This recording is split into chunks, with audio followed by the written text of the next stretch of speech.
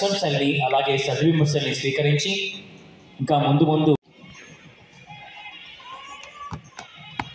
చాలా పెద్ద thank you. తర్వాత పద్మ మ్యామ్కి కూడా థ్యాంక్ యూ. సో మ్యామ్ ఒక ఫ్రెండ్ లానే ఉంటుంది పద్మ మ్యామ్ అయితే. సో మ్యామ్కి కూడా థ్యాంక్ యూ.